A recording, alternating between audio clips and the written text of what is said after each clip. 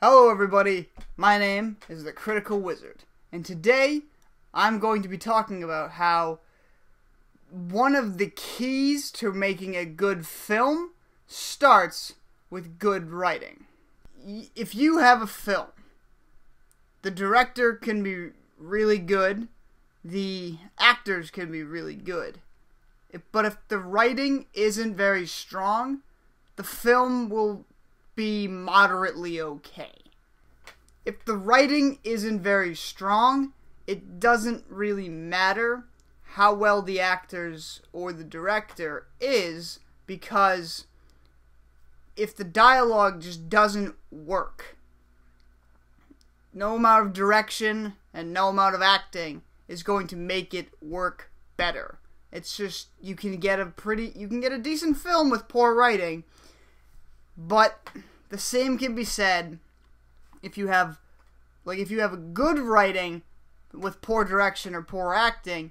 You can at least still feel like the story is there. Like, you can feel that there is a story that makes sense, and you can feel like you can salvage something from that. A good example of good writing, poor directing would be Star Wars episodes 1, 2, and 3. George Lucas is a very good writer. However, the problem he was running into with the prequels is that he wasn't accepting help from anyone else. He wanted to do it all on his own, make it his whole vision. And that's fine. However, making a movie takes a lot of people, and when you want to put all that responsibility on you, it can be troublesome. When you have the job of being the director, the writer, the cinematographer, the editor, like, you're basically the head of casting as well, you run into all of these problems that you could normally have other people assisting you on. So, at the end of his day, he wasn't thinking, this dialogue doesn't sound very natural, we should probably try to rewrite the script or something. He's sitting there thinking, okay, this shot is exactly the way I imagined it in my head, let's just continue on with the rest of the shots. I have like a million more to go through today. He wasn't concerned that the actors came off as robotic, or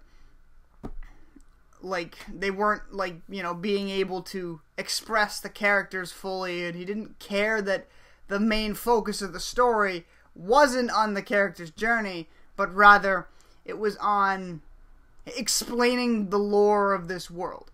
Where it's like in episode 4 and what J.J. Abrams did in episode 7, you have a character, you're introduced to their personality very quickly, and you're just sent right into your adventure. You know as much as the character does.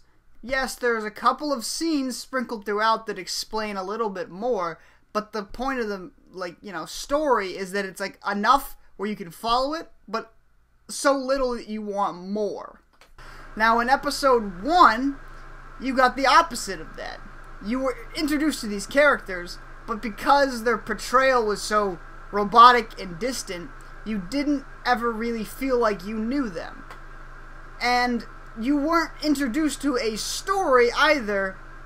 You were introduced to a world. You were introduced to yes, there are these characters and they're going on their adventure. However, that's not what's important to me. I want you to look at the detail I put onto this planet, or the, importance of this story that could be told elsewhere.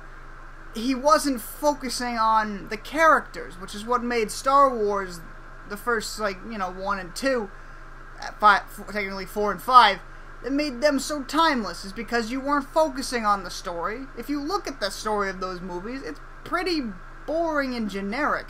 However, because you were focusing on the characters and their experiencing through this story, it was so, revolutionary in terms of filmmaking.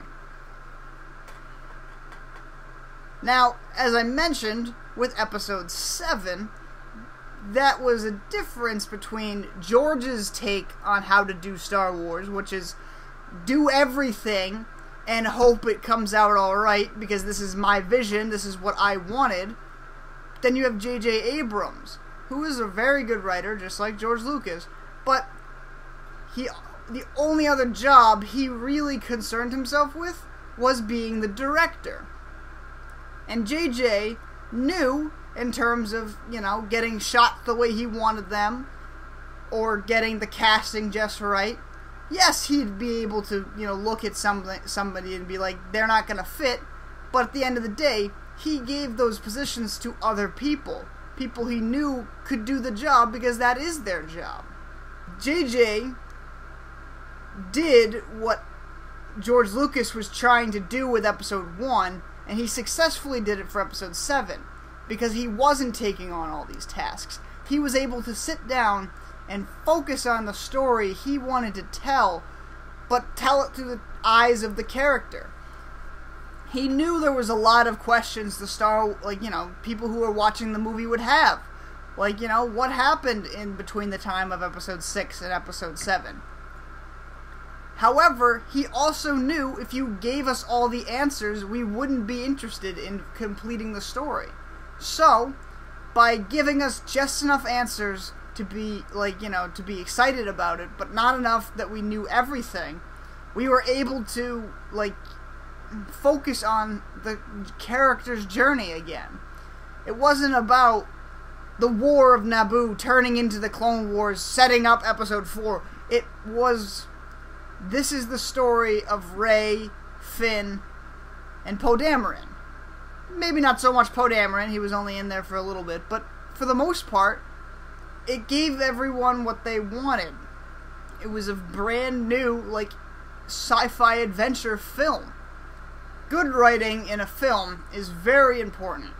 It cannot necessarily save a film if it's given to, a director who can't handle that level of writing. No matter how good the director and how good the actors, if the writing isn't there, it's going to be a very short ride.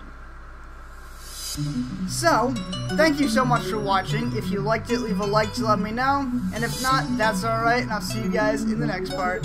Bye!